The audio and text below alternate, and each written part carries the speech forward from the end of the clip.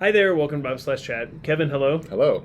How are you? Doing well. Good. Enjoying the afternoon, but for folks here, it's probably the morning. Yep. Morning commute. Or whatever. Good morning, everybody. Yeah. I think you're assuming a lot there. Yeah, it is a lot. Do people listen to us on their commute? All three of them? I feel like that's a way to get in a really bad accident really quickly. Anyway, we have an interesting question this morning, this afternoon, whatever. Whenever. Yeah. Right now.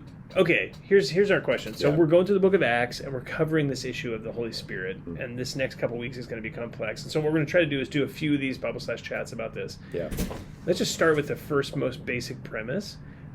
Were Old Testament saints genuinely regenerated Yeah. in the same way that a New Testament believer is?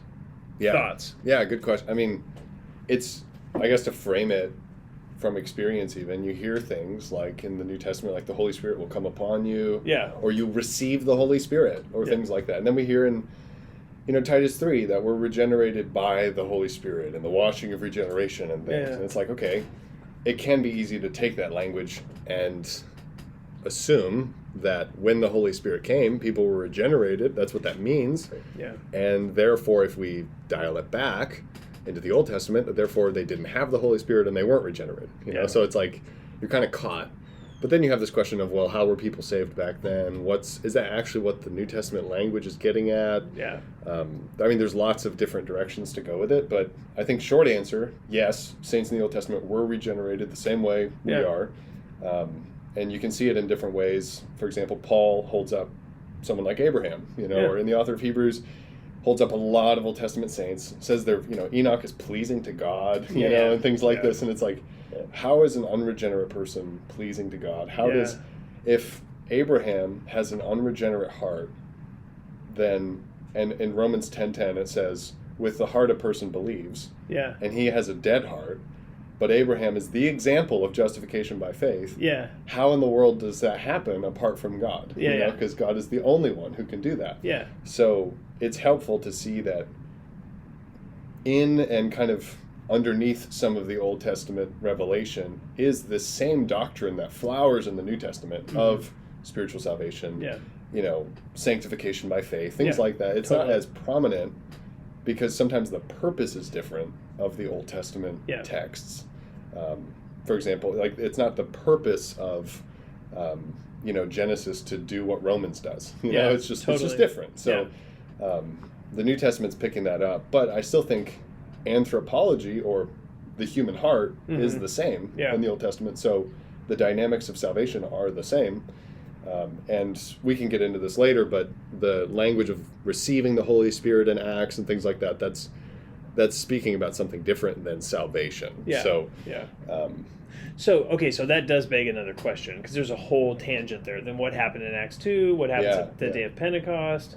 So, but just like as a base level, so what you're saying is, human heart's always been the same.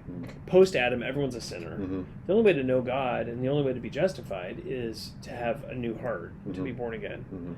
So that new birth reality has to have been happening for them to have faith, for them to be regenerated, for them to be justified, all that stuff. Yeah. I mean, David says, like, oh, how I love thy law. It's like you have people who have joy in the Lord, and they're serving the Lord, they're loving the Lord. It's like they're not doing that. You don't have the fruit of the Spirit apart from the Spirit. So it's like... To say, oh, how I love your law is only a Spirit-led statement. No one would say that apart from that. The Psalms, all the Psalms were therefore written by an unregenerate person. It's like, that just doesn't make sense. That's craziness, And even as believers, we read the Psalms and we're like, oh, like my heart resonates with that exactly. Like I know exactly what you feel. Like Psalm 16, I have set the Lord always before me.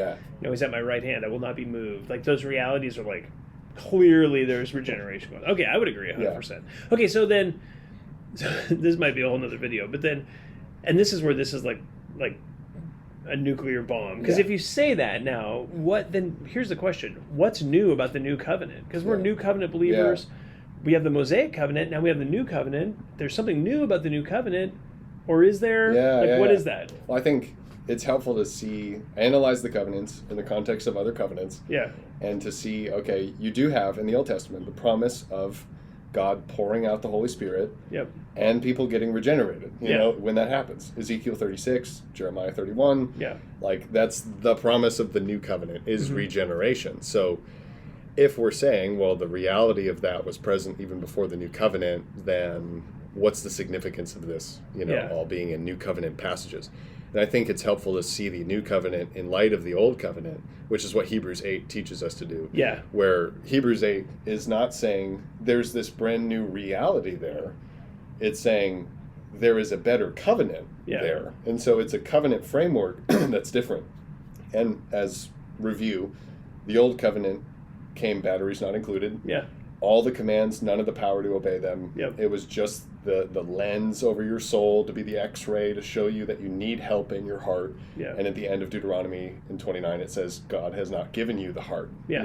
And so totally, it's highlighting that, it's aggravating the issue that, hey, for many of you guys, you need a new heart. Yeah. But that's not to say God wasn't handing out batteries anyway, which is to some, which is like Abraham and Moses and others, and so you have these guys, the people in the Hall of Faith in Hebrews, and they had that, but it wasn't a covenant reality. It wasn't part of the package deal. Regeneration was not part of the package deal in the Old Covenant, which is why you could be in the Old Covenant and not be regenerated, which is why Jude, I think 3 and 4 says God saved the people out of Egypt and then subsequently destroyed those who did not believe. Yeah. And there was this issue of having a presence of all these people who are visibly in the covenant, but they don't have the circumcised heart. Yeah. They're circumcised outwardly, they have that sign, but they're not circumcised in their souls, and there's this mixture.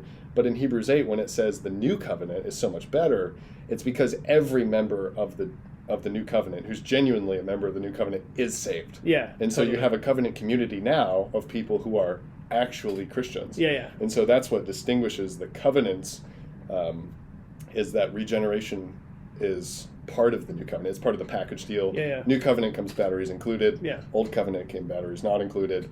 But that doesn't mean batteries didn't exist. Yeah, totally. So. Yeah, and that's very interesting, because even the whole idea of a circumcised heart, a new heart that would give us the power to change, Moses says, you guys don't have the new heart. Yeah. And he, obviously the implication is he does. Yeah. He's aware that he has a heart that the people don't have, and so they're not going to obey. Yeah.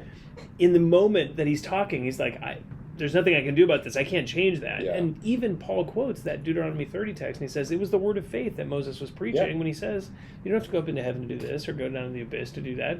It's actually near you. It's in your heart. So that reality that it's a new heart, a new circumcised heart that will change, is something Moses is completely aware of and telling them they need. Yeah. But they can't get it apart through the covenant itself.